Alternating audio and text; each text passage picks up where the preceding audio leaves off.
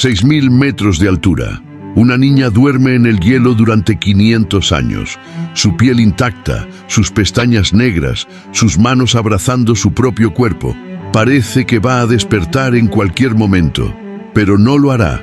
Esto no fue un asesinato. Fue considerado el honor más grande.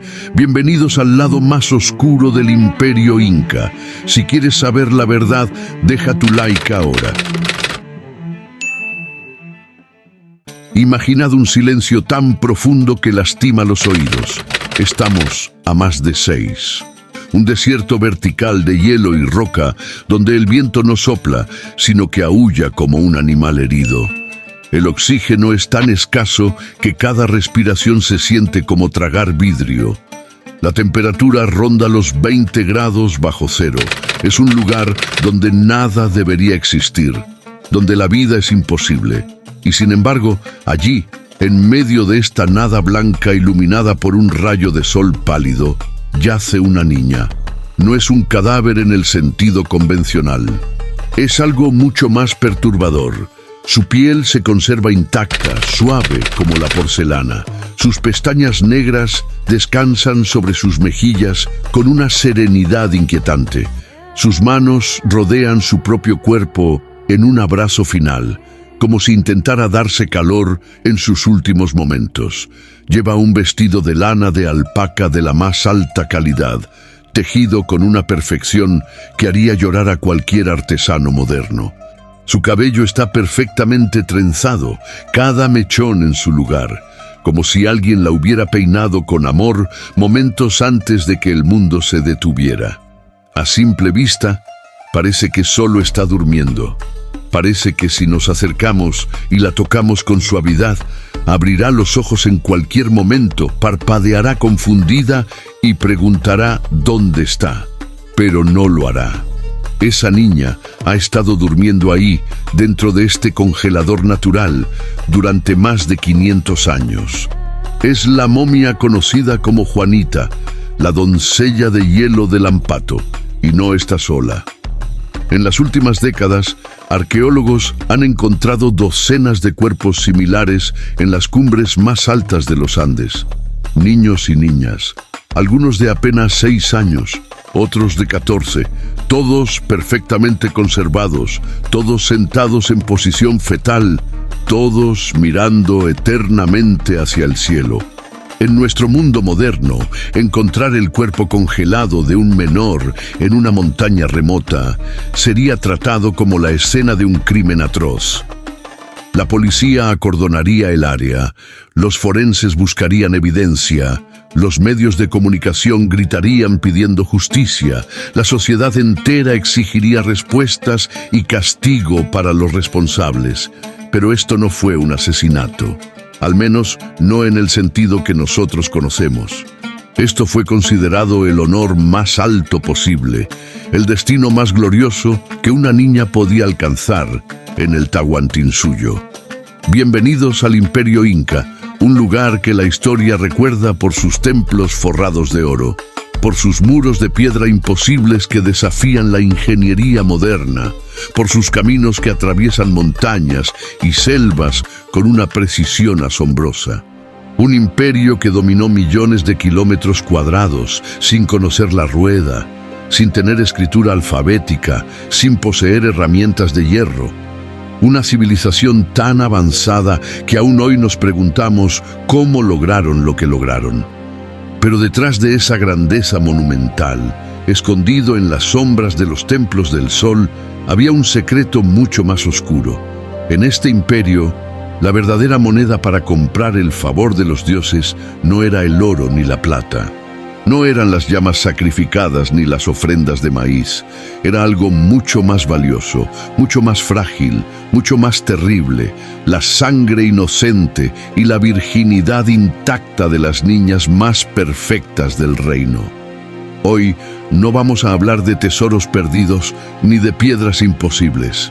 Hoy vamos a entrar en un lugar del que nadie habla, un lugar que la historia oficial prefiere ignorar o romantizar.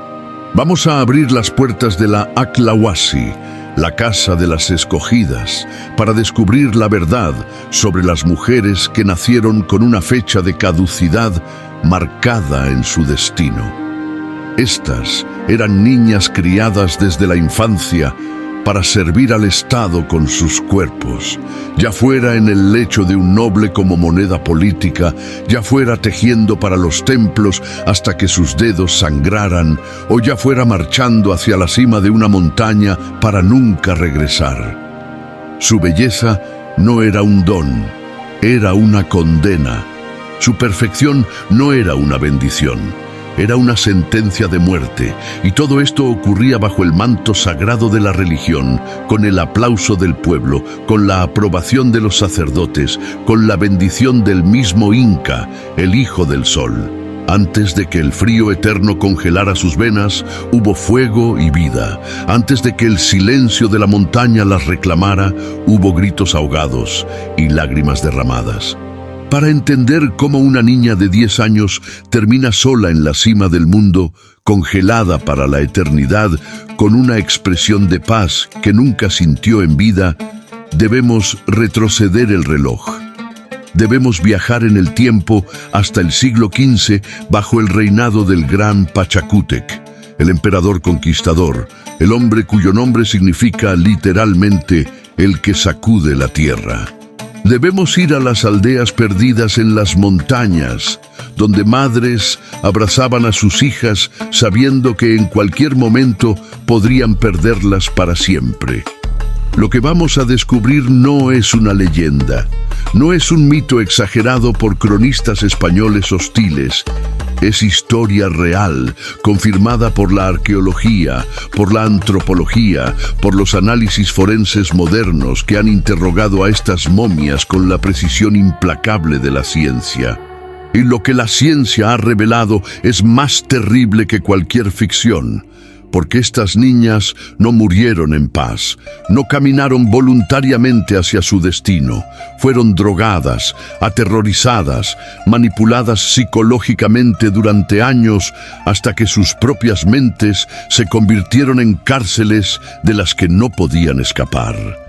Así que prepárate, porque lo que estás a punto de descubrir va a cambiar para siempre tu visión del Imperio Inca. Va a destruir la narrativa romántica de la civilización andina en armonía con el cosmos. Va a mostrarte que la grandeza de un imperio muchas veces se construye sobre los huesos de los más vulnerables. Y va a dejarte con una pregunta que te perseguirá mucho después de que termine este relato. ¿Hasta dónde es capaz de llegar el ser humano cuando cree que tiene a Dios de su lado? El Tahuantinsuyo. Las 4 regiones unidas, el imperio más grande que América precolombina jamás conoció. Desde el sur de Colombia hasta el centro de Chile, desde las costas del Pacífico hasta las profundidades de la selva amazónica, un solo poder dominaba. El poder del Sapa Inca, el hijo del sol, el dios viviente que caminaba entre los mortales. Cuando los españoles llegaron en 1532, no podían creer lo que sus ojos veían. Pedro Sancho, secretario de Francisco Pizarro, escribió en sus crónicas que el templo del Coricancha en Cusco tenía paredes literalmente forradas de oro macizo. No era decoración, era estructura. Las planchas de oro cubrían muros enteros, reflejando la luz del sol con un brillo que parecía sobrenatural. En los jardines del templo había esculturas de tamaño natural de llamas, de maíz, de flores, todo hecho de oro y plata. Los cronistas españoles pensaron que habían encontrado el Edén. En realidad, habían encontrado una teocracia totalitaria disfrazada de paraíso. Porque el imperio inca era muchas cosas, pero libre no era una de ellas. Era una máquina burocrática perfectamente aceitada, donde cada individuo era una pieza en un mecanismo gigantesco. Desde el momento en que nacías, tu vida estaba planificada. controlada, registrada en los quipus, esos sistemas de cuerdas anudadas que servían como archivos estatales. El Estado sabía cuántos hijos tenías, cuántas llamas poseías, cuánto maíz producías, y el Estado decidía qué harías con tu vida. No había libertad de movimiento, no podías cambiar de aldea sin permiso. No podías elegir tu profesión, todo era asignado, y en este sistema de control absoluto había una institución que representaba la perfección del poder estatal sobre el cuerpo femenino, la Aclahuasi, la casa de las escogidas. Desde fuera parecía un honor. Las crónicas oficiales lo presentaban como un privilegio sagrado. Pero cuando rascas la superficie dorada, cuando miras más allá de la propaganda religiosa, descubres algo mucho más oscuro. Era un sistema industrializado de extracción de cuerpos femeninos para uso del Estado. El imperio necesitaba vírgenes. Las necesitaba para tejer la ropa sagrada del Inca. Las necesitaba para preparar la chicha ceremonial. Las necesitaba para ser regaladas como premios a generales victoriosos y gobernadores leales. Y sobre todo, las necesitaba para los sacrificios. Porque en la cosmovisión andina, los dioses no querían animales. Querían lo más puro, lo más perfecto, lo más valioso que la humanidad podía ofrecer. Niños vírgenes, sin mácula, sin defecto. La religión incaica giraba en torno al concepto de reciprocidad cósmica, el Aini. Los humanos recibían del cosmos lluvia, cosechas, protección, y debían devolver algo a cambio. Pero, ¿qué ofreces a los dioses que ya tienen todo? La respuesta era escalofriante en su lógica. Les ofreces lo que no se puede reemplazar. Una vida humana en su estado más puro, una niña que nunca ha sido tocada, que nunca ha conocido el pecado, cuya sangre es tan limpia que puede servir como puente entre el mundo terrenal y el divino. Y aquí está la genialidad perversa del sistema. No era presentado como horror, era presentado como salvación. A los padres se les decía que sus hijas no morirían, sino que ascenderían, que se convertirían en intermediarias entre los humanos y los apus, los espíritus de las montañas, que protegerían al imperio desde el más allá, que sus familias serían bendecidas para siempre. Era un lavado de cerebro colectivo tan efectivo que muchos padres competían para que sus hijas fueran elegidas. Pero detrás de esa narrativa divina había política brutal. El Inca usaba el sistema de las acyas como herramienta de control social. Si una región conquistada se rebelaba, el Inca exigía un tributo especial: niñas. Era una forma de romper la identidad cultural de los pueblos sometidos. Les quitabas a sus hijas más hermosas, las llevabas a Cusco, las adoctrinabas en la religión estatal y luego las devolvías transformadas, o no las devolvías nunca. Era genocidio cultural disfrazado de honor religioso. Y funcionaba. Porque ¿quién se atreve a rebelarse contra un sistema que tiene el poder divino de su lado? ¿Quién cuestiona a los sacerdotes cuando te dicen que tu hija ha sido elegida por el sol? ¿Quién dice no cuando decir no significa condenar a tu familia, tu aldea, tu linaje entero? El miedo no venía solo de los soldados del Inca, venía de los propios dioses, o al menos de lo que los sacerdotes decían que los dioses querían. El imperio Inca construyó maravillas. Sacsayhuamán, con sus piedras de 128 toneladas encajadas sin cemento. Machu Picchu, esa ciudad en las nubes que parece salida de un sueño. Los caminos del Capac Ñan, que atraviesan todo el continente con una ingeniería que asombra a los expertos modernos. Pero cada una de esas piedras, cada uno de esos templos, cada uno de esos caminos fue construido con trabajo forzado. Con la mita, el sistema de tributo laboral obligatorio donde comunidades enteras eran desarraigadas para trabajar en proyectos estatales durante meses o años. Y entre todas esas maravillas, la más inquietante no es una estructura de piedra, es una estructura social. Es el sistema que permitía al Estado decir: tu hija ya no es tuya, es nuestra, y haremos con ella lo que necesitemos. Y lo más terrible es que ese sistema funcionó durante siglos, refinándose, perfeccionándose, hasta convertirse en una maquinaria de precisión aterradora. Así que cuando veas fotos de Machu Picchu, cuando admires la perfección de los muros incas, cuando leas sobre la grandeza del Tahuantinsuyo, recuerda esto: cada civilización tiene un costo. Y en el caso del Imperio Inca, parte de ese costo fue pagado con la infancia robada, la identidad borrada y la vida congelada de niñas que nunca tuvieron opción. El oro que cubría los templos brillaba con luz divina. Pero si miras más de cerca, verás que está manchado con lágrimas que nadie quiso ver.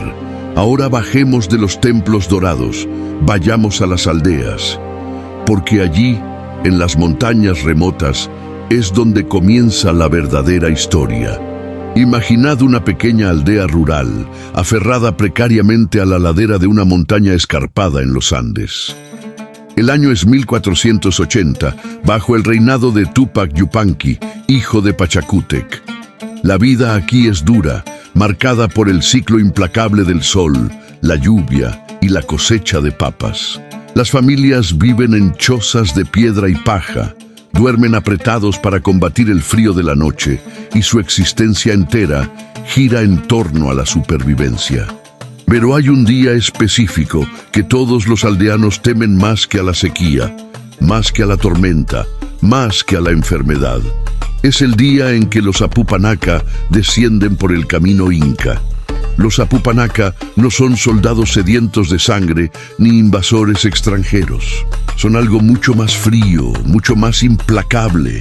Son burócratas imperiales, funcionarios del Estado vestidos con túnicas finas de colores vivos, con tocados de plumas que denotan su rango y con una mirada calculadora que lo evalúa todo. No vienen a la aldea para recaudar maíz, ni tejidos, ni llamas. Vienen a realizar una inspección de inventario humano. Vienen a buscar piezas para la maquinaria estatal. Y las piezas que codician son niñas, pequeñas de entre 8 y 10 años. Cuando la comitiva imperial entra en la plaza del pueblo, el aire se vuelve denso, casi irrespirable. No hay música, no hay celebración, solo un silencio pesado, cargado de terror contenido. Las madres aprietan a sus hijas contra sus faldas, tratando inútilmente de hacerlas invisibles, escondiéndolas detrás de sus cuerpos como si pudieran protegerlas con su propia carne.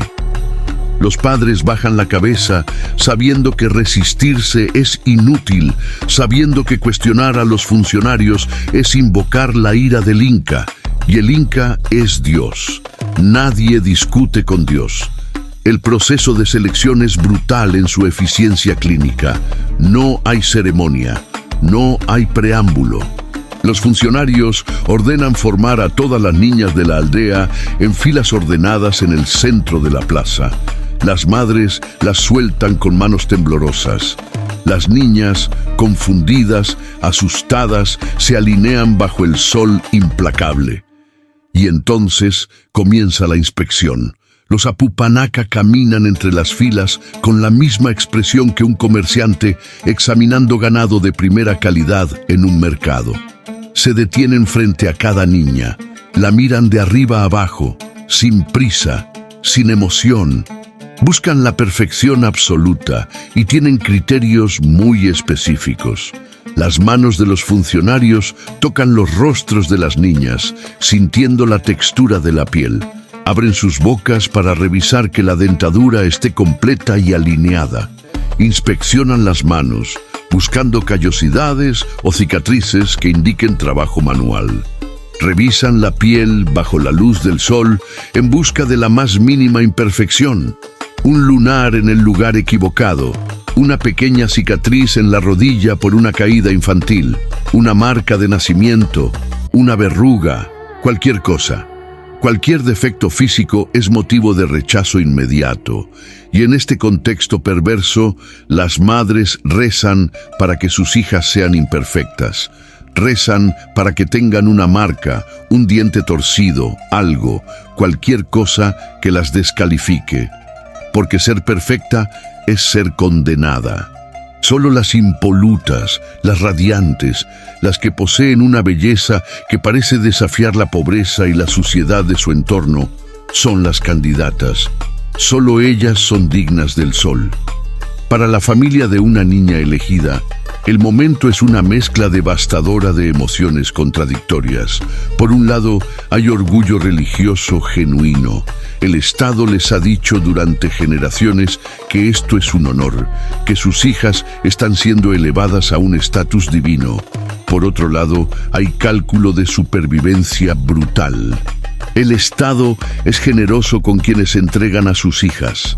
Se les otorgan privilegios especiales, se les exime de ciertos impuestos durante años, se les regala ganado, se les asignan mejores tierras de cultivo.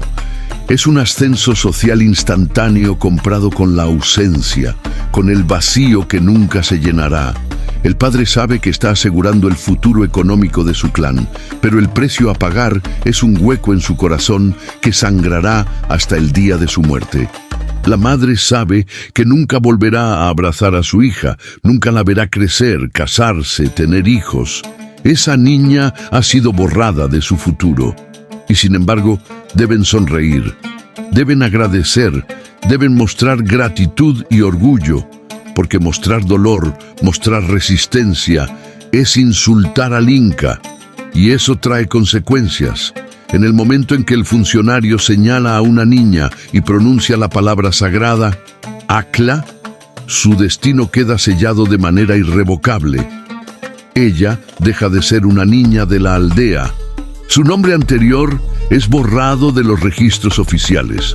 Su pasado es aniquilado. Su familia ya no tiene derechos legales sobre ella. Pertenece al Estado. Ese mismo día, sin tiempo para despedidas largas, sin ceremonia de adiós, la separan de los brazos de su madre. La niña, confundida y aterrorizada, es tomada de la mano por una mamacona, una mujer mayor enviada específicamente para este propósito.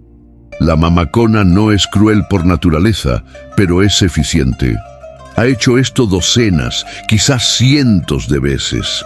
Conoce la rutina, sabe que no debe permitir escenas emocionales prolongadas porque eso dificulta el trabajo. Así que toma a la niña, la gira con firmeza pero sin violencia y comienza a caminar. La niña mira hacia atrás por última vez. Ve a su madre llorando en silencio, con las manos cubriéndose la boca para ahogar los sollozos. Ve a su padre de pie, inmóvil como una estatua, con los ojos fijos en el suelo porque no puede soportar ver a su hija alejándose. Ve a sus hermanos menores, sin comprender del todo lo que está pasando, solo sintiendo que algo terrible acaba de ocurrir. Y luego, la comitiva dobla una esquina en el camino y la aldea desaparece de su vista. Para siempre. El viaje desde las aldeas rurales hasta los grandes centros administrativos del imperio puede tomar semanas. Las niñas caminan en fila, escoltadas por guardias y mamaconas. Algunas lloran al principio, pero las mamaconas les enseñan rápidamente que llorar es inútil. Les dicen, ya no eres hija de tus padres, eres hija del sol, y el sol no llora. Es la primera lección del adoctrinamiento, no la última. Durante el viaje, las niñas comienzan a darse cuenta de que hay otras como ellas. Decenas, a veces cientos, todas caminando hacia el mismo destino. Algunas intentan hablar entre ellas, pero las mamaconas lo desalientan. No formes lazos, no te encariñes, cada una de vosotras tiene su propio camino. Es una estrategia deliberada. Aislarlas emocionalmente desde el principio para que no puedan organizarse, para que no puedan consolarse mutuamente, para que cada una esté sola en su miedo. Cuando finalmente llegan a Cusco o a las capitales de provincia, Las niñas son conducidas directamente ante una estructura que domina el paisaje urbano, tanto por su tamaño como por su misterio, el Aclahuasi.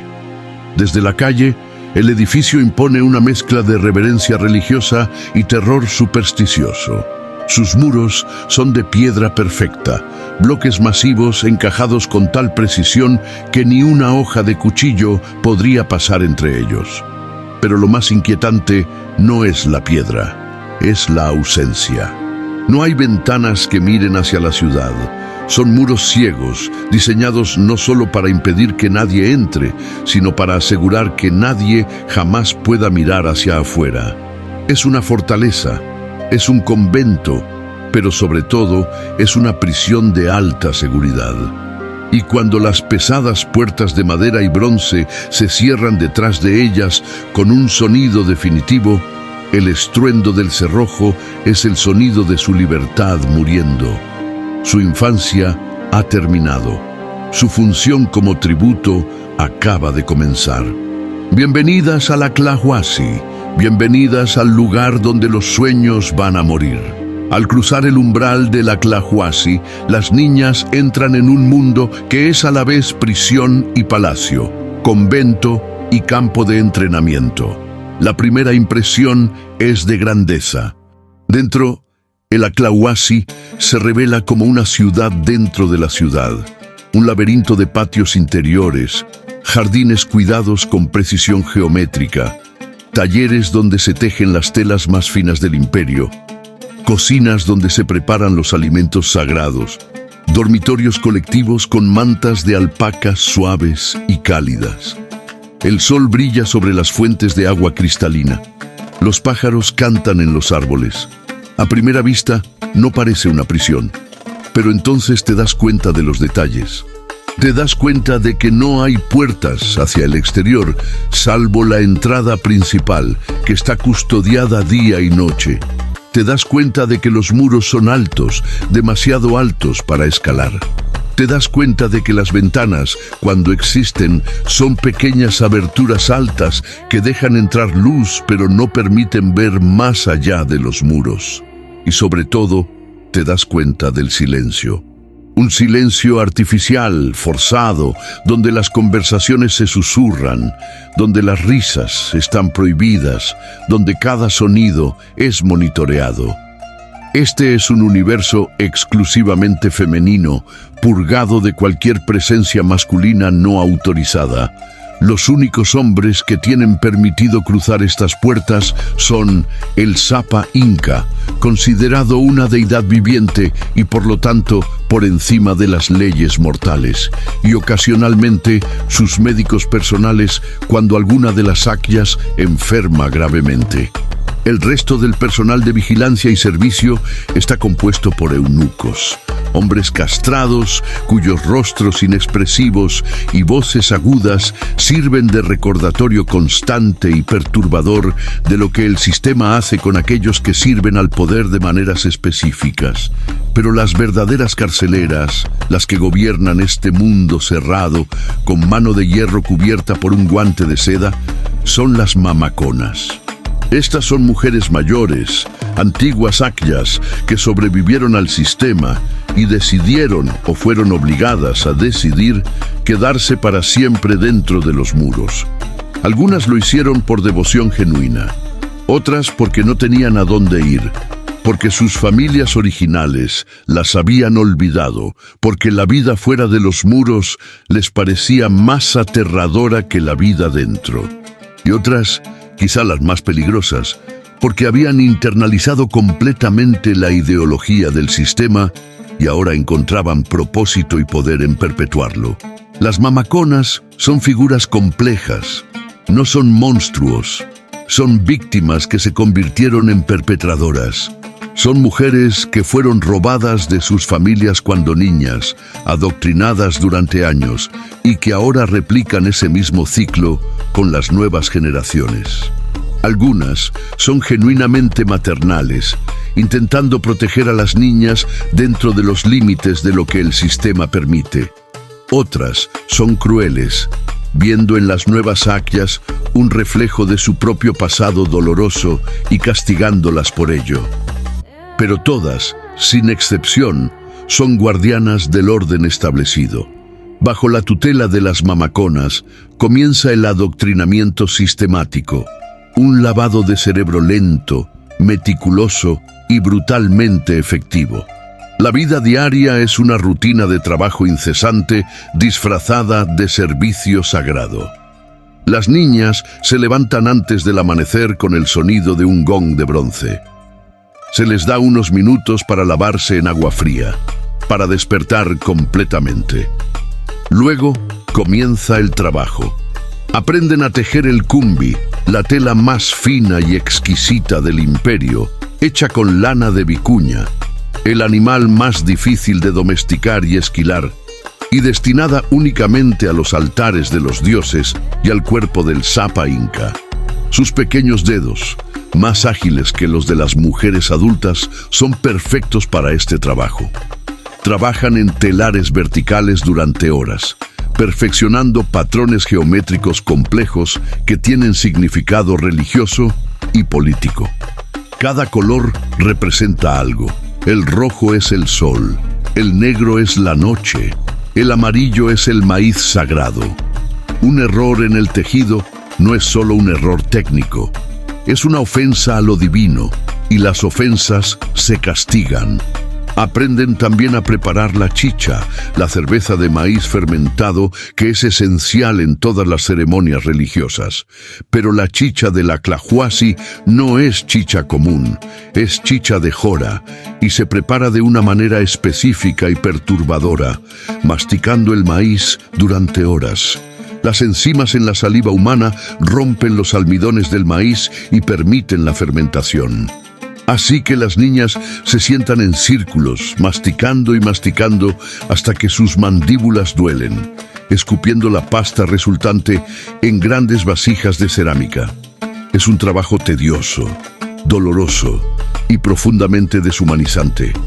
Pero se les dice que es sagrado, que la chicha hecha con su saliva virgen es más potente, más aceptable para los dioses. Sin embargo, la verdadera educación que reciben no es técnica, es psicológica, es ideológica. Día tras día, las mamaconas les susurran al oído una verdad fabricada, una realidad alternativa que reemplaza lentamente todo lo que sabían antes. Ya no pertenecéis a vuestros padres, no os pertenecéis a vosotras mismas. Vuestra piel, vuestro cabello, vuestros pensamientos, vuestro útero, todo es propiedad del sol. Vosotras sois las elegidas, sois las más afortunadas de todas las mujeres del imperio. Vuestra vida tiene un propósito divino. Se les enseña a suprimir cualquier deseo individual. Soñar con volver a casa es traición. Sentir curiosidad por los hombres es herejía. Expresar opiniones personales es arrogancia. La obediencia absoluta es la única virtud.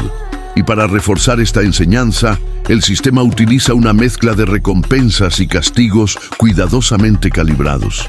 Viven rodeadas de lujos relativos, duermen en mantas suaves, no en el suelo duro como los campesinos.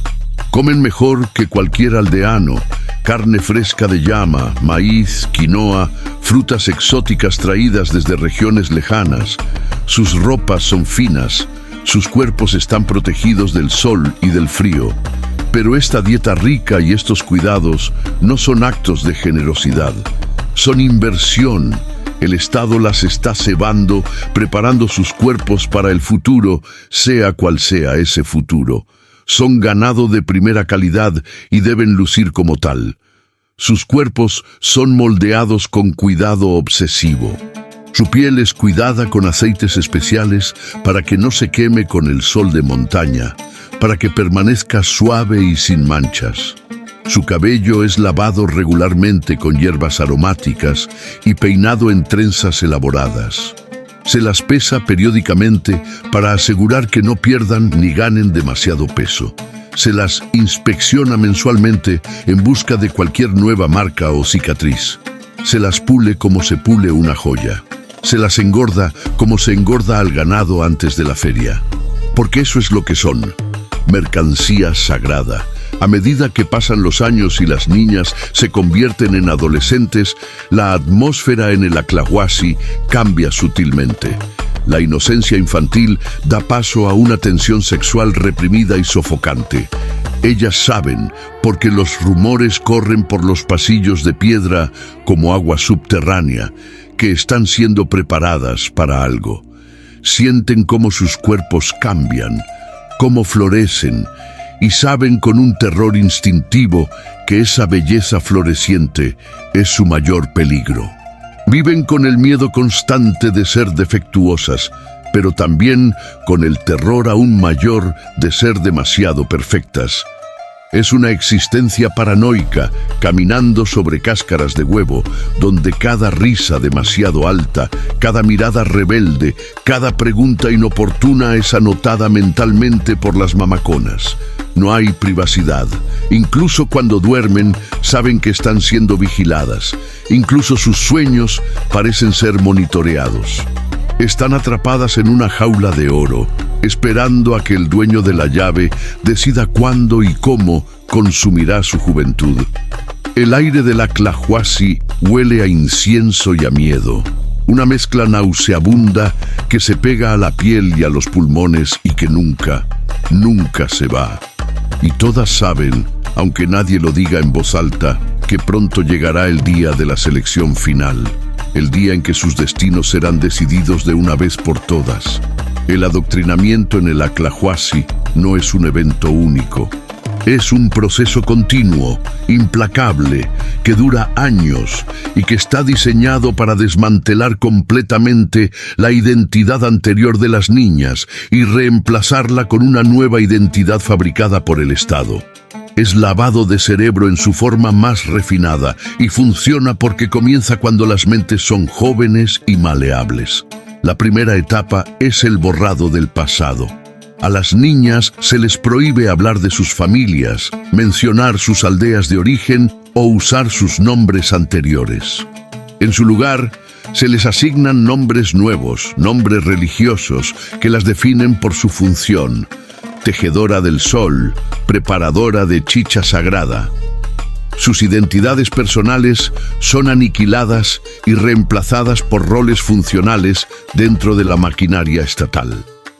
La segunda etapa es la construcción de una nueva realidad. Las mamaconas repiten constantemente las mismas frases, los mismos mantras, hasta que se vuelven verdades indiscutibles en las mentes de las niñas. Vuestro cuerpo no os pertenece, pertenece al sol. Vosotras sois las más afortunadas de todas las mujeres del imperio. Servir al Inca es el honor más alto. Vuestra virginidad es el tesoro más valioso que el imperio posee. Se les enseña que cualquier pensamiento de escape es traición no solo al Estado, sino a los dioses mismos. Se les dice que si intentan huir, si rompen sus votos, no solo ellas serán castigadas, sino que sus familias serán exterminadas, sus aldeas serán destruidas y sus nombres serán malditos por toda la eternidad. El miedo se convierte en la cadena más fuerte, más efectiva que cualquier cerradura física. La tercera etapa es la normalización de la obediencia total. Las niñas aprenden rápidamente que cuestionar es peligroso, que expresar dudas es herejía, que mostrar emociones personales es debilidad. Se les entrena para suprimir sus propios deseos, sus propios pensamientos, hasta que se convierten en autómatas perfectos que ejecutan órdenes sin vacilar. Pero el aspecto más perturbador del adoctrinamiento es cómo el sistema las hace cómplices de su propia opresión. Las niñas comienzan a vigilarse entre sí. Si una de ellas muestra signos de rebeldía, las demás la reportan a las mamaconas, no por malicia, sino porque genuinamente creen que están salvándola de sí misma. Se ha creado un sistema de vigilancia mutua, donde las víctimas se convierten en guardianas de su propia prisión, y funciona con una eficacia aterradora. Después de años dentro de los muros, muchas de estas niñas han internalizado completamente la ideología del sistema. Ya no recuerdan claramente cómo era la vida fuera de la Clawasi.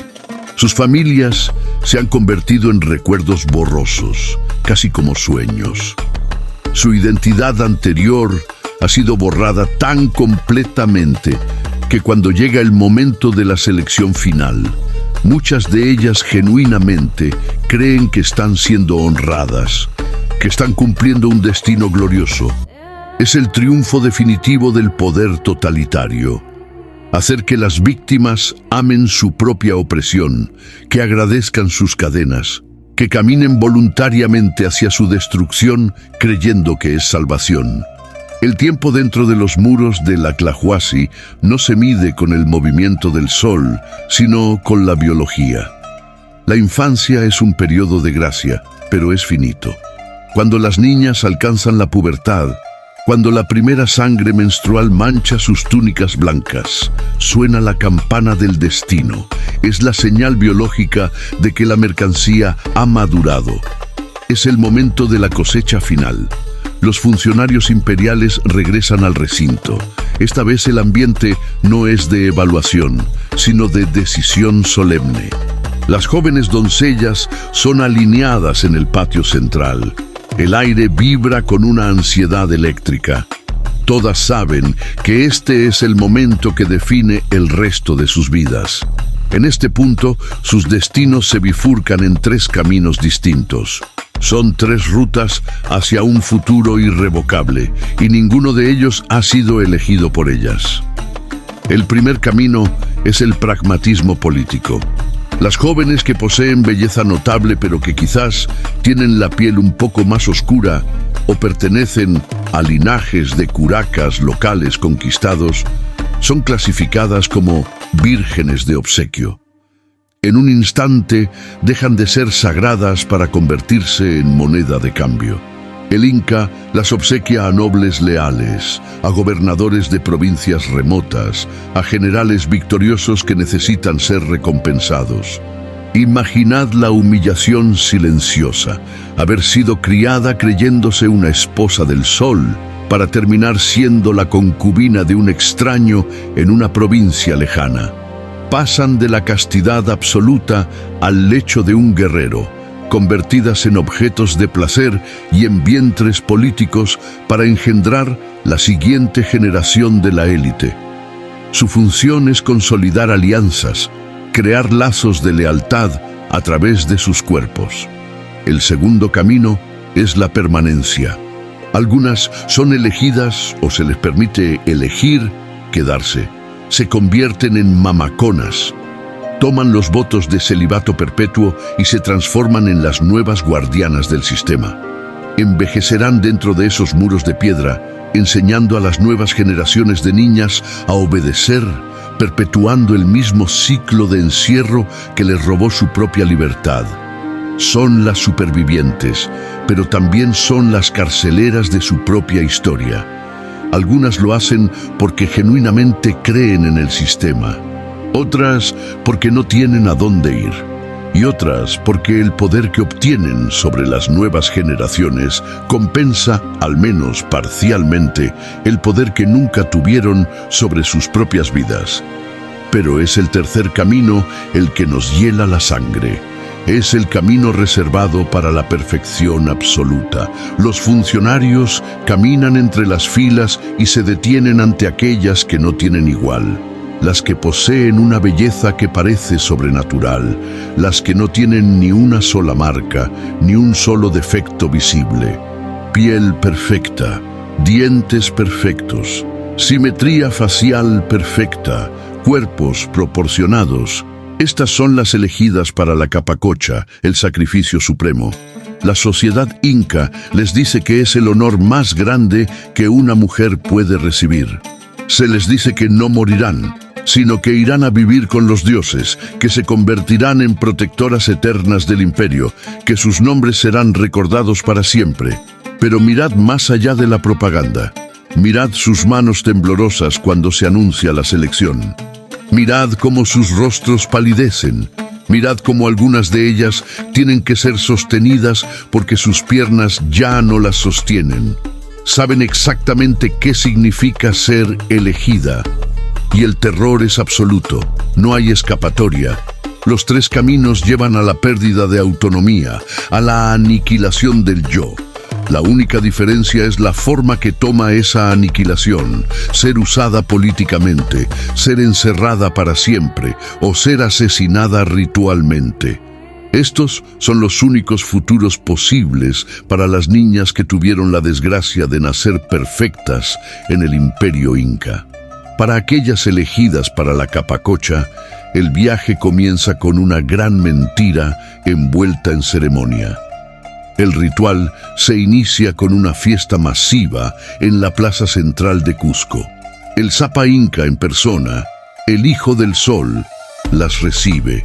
El pueblo canta y baila, celebrando la generosidad de estas niñas que van a entregar su vida para evitar sequías, terremotos y derrotas militares.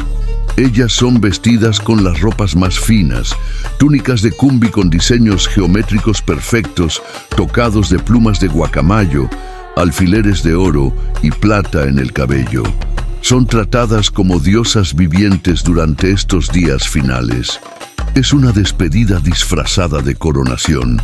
Luego comienza la peregrinación, una marcha lenta y agonizante hacia los confines del mundo.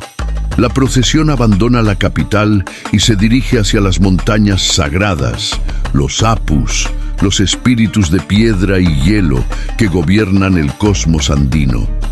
Caminan durante semanas, a veces meses, atravesando valles verdes que gradualmente se vuelven grises, cruzando ríos helados, ascendiendo por senderos que se vuelven cada vez más empinados y peligrosos. El destino son volcanes como el Ampato, el Yuyayaco, el Aconcagua, montañas que alcanzan más de 6,0 metros de altura, donde el aire es tan fino que cada respiración es una lucha contra la asfixia. A medida que suben, el paisaje cambia drásticamente. El verde desaparece, reemplazado por la roca gris. Luego la roca da paso al blanco cegador de la nieve eterna.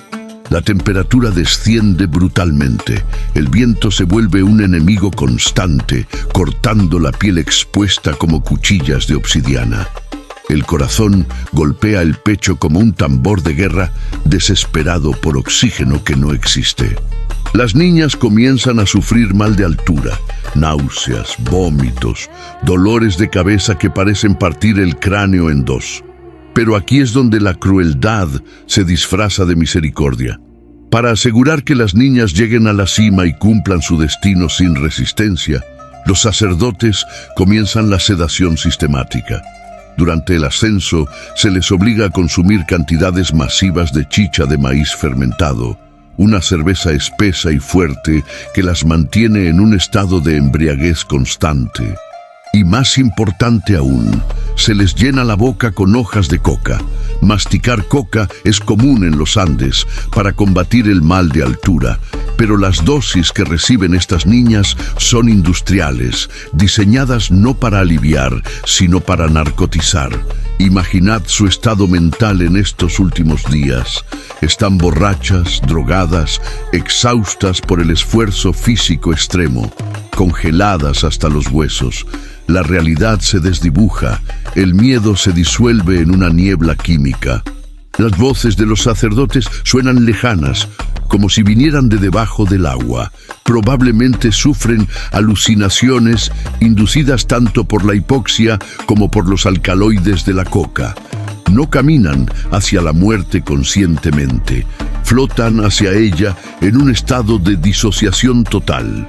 La procesión se mueve lentamente, haciendo paradas ceremoniales en santuarios menores a lo largo del camino. En cada parada se realizan ofrendas, figurillas de oro y plata son enterradas, llamas son sacrificadas, más chicha es vertida sobre la tierra, y las niñas son obligadas a participar, a bendecir estos rituales, a pronunciar palabras que sus lenguas entumecidas apenas pueden formar. Son zombis sagrados marchando hacia su propio funeral. Finalmente, después de semanas de ascenso, alcanzan la cumbre. El mundo aquí es extraterrestre. No hay vida, no hay color, salvo el blanco infinito de la nieve y el azul eléctrico del cielo. El silencio es absoluto, roto, solo por el aullido del viento. La temperatura está a 20 grados bajo cero o más. Este es el umbral entre el mundo de los vivos y el mundo de los dioses. Y las niñas están a punto de cruzarlo para siempre. En la cima del mundo, los sacerdotes han preparado una plataforma ceremonial y pequeños nichos excavados en la tierra helada y la roca. Es aquí, en este lugar donde el cielo parece tan cercano que podrías tocarlo, donde se consumará el sacrificio final. Llega el momento que todo el imperio ha estado esperando. Las niñas, apenas conscientes, ya no pueden caminar por sí mismas. Son cargadas, sostenidas, guiadas hacia sus tumbas con una gentileza aterradora. Las invitan a sentarse en estos huecos preparados. Se las coloca en posición fetal, la misma posición en la que llegaron al mundo y en la que ahora lo abandonarán. Es un simbolismo que no es accidental. El vientre de la tierra reclamando a sus hijas. Se les envuelve en mantos finos de alpaca y vicuña, las mejores telas del imperio. Se les colocan ofrendas alrededor, pequeñas estatuillas de oro y plata que representan llamas, figuras humanas, mazorcas de maíz. Hay cerámica fina con comida, utensilios para el viaje. Es un ajuar funerario para un viaje sin retorno. En muchos casos, como el de la famosa doncella de Yulayaco, simplemente se las dejó dormir. El alcohol y la coca, combinados con la hipotermia extrema, inducen un sueño que se convierte en muerte sin que la víctima sea completamente consciente del proceso. Es lo que los médicos modernos llaman muerte dulce. La persona siente un calor paradójico mientras sus órganos vitales se apagan uno a uno. La conciencia se desvanece gradualmente. Cierran los ojos pensando que están descansando, que van a despertar pronto. Pero el frío hace su trabajo implacable. El metabolismo se ralentiza. El corazón late cada vez más lento. Y finalmente se detiene. La niña se convierte en una estatua de hielo, preservada para la eternidad. Pero no siempre fue tan pacífico. En otros casos, como el de la momia Juanita encontrada en el volcán Ampato, la arqueología forense revela una violencia más directa y brutal. Los análisis de su cráneo muestran una fractura en el arco superciliar derecho, un golpe contundente que causó hemorragia interna masiva. ¿Qué pasó? Quizás la niña se despertó del estupor inducido por las drogas. Quizás el instinto de supervivencia rompió la barrera química y ella intentó levantarse, intentó huir, gritó pidiendo ayuda. La respuesta de los sacerdotes fue brutalmente eficiente. Un golpe seco con una macana de piedra. El cráneo se fractura. La sangre llena el cerebro. La luz se apaga en un instante. Sea por el hielo o por el golpe, el resultado es el mismo. La montaña reclama a su novia. La procesión de sacerdotes desciende, dejando atrás un pequeño montículo de piedras en la inmensidad blanca. Abajo, en las ciudades del imperio, el pueblo celebra. Se realizan ceremonias de agradecimiento, se canta y se baila. Se cree genuinamente que el sacrificio ha asegurado buenas cosechas, ha alejado los terremotos, ha garantizado victorias militares. La propaganda estatal funciona perfectamente. Arriba, en el silencio eterno de la cumbre, una niña perfecta duerme para siempre. Su cuerpo, congelado instantáneamente por el frío extremo de la altitud, se momifica de forma natural. La piel no se pudre, los órganos internos se preservan, incluso la expresión facial queda congelada en el tiempo. Los científicos modernos que han estudiado estas momias dicen que están entre las mejor preservadas del mundo, superiores incluso a las momias egipcias. La ironía es cruel. El Imperio Inca encontró la inmortalidad física perfecta mediante el asesinato ritual. La niña ha sido convertida en un objeto sagrado, en una reliquia viviente, despojada de su futuro para comprar la tranquilidad del presente. Su vida de quizás 13 o 14 años ha sido consumida para alimentar la maquinaria teocrática de un imperio que se creía eterno. Pero los imperios caen, los dioses son olvidados. Y solo las víctimas permanecen, congeladas en el hielo, testigos mudos de una civilización que confundió la brutalidad con la devoción. Descendamos de las nubes heladas. Si la muerte en la cima era considerada la puerta dorada hacia la divinidad, existía otro tipo de muerte en el imperio. Una muerte reservada no para las elegidas, sino para las caídas. Una muerte diseñada específicamente para la vergüenza y el terror. El sistema teocrático inca tenía una obsesión paranoica con la pureza biológica de sus akyas. Ellas eran el patrimonio exclusivo del sol. Pero ¿qué ocurría si el deseo humano vencía al mandato divino? ¿Qué pasaba si una virgen del sol era tocada por un hombre mortal o si se descubría que había perdido su castidad en secreto? La respuesta es una pesadilla claustrofóbica. La ley incaica era clara y aterradora. La sangre de una akya, al ser sagrada, no podía ser derramada directamente por manos humanas. Por lo tanto, no podían ser decapitadas, apuñaladas ni apaleadas. Su castigo debía ser el borrado total sin violencia visible. Eran condenadas a ser enterradas vivas. Imaginad la escena. Lejos de los festivales y la música, lejos de cualquier testigo no autorizado, la joven acusada es llevada a una bóveda subterránea o a una pequeña cueva natural en las afueras de la ciudad. No hay despedidas. No hay última comida ceremonial. Solo el juicio frío de los sacerdotes y la sentencia irrevocable. La introducen en la oscuridad. Y aquí reside la crueldad más refinada del sistema. Junto a ella dejan un pequeño cuenco con agua y un poco de maíz. No es un acto de piedad. Es una tortura calculada, diseñada específicamente para prolongar su agonía unos días más, para que muera lentamente, consciente de cada momento, sintiendo cómo la vida se escapa de su cuerpo. La entrada se sella con rocas pesadas y barro. El sonido del último bloque de piedra cayendo en su lugar es el sonido más definitivo que una persona puede escuchar. El silencio se hace absoluto. La oscuridad es total, tan completa que los ojos abiertos o cerrados ven exactamente lo mismo, nada. Allí abajo, en ese útero de piedra que se ha convertido en tumba, la mujer pasa por etapas predecibles de desesperación. Primero grita hasta que su garganta se desgarra y su voz se convierte en un susurro ronco. Rasguña las paredes de piedra hasta que sus uñas se rompen y sus dedos sangran.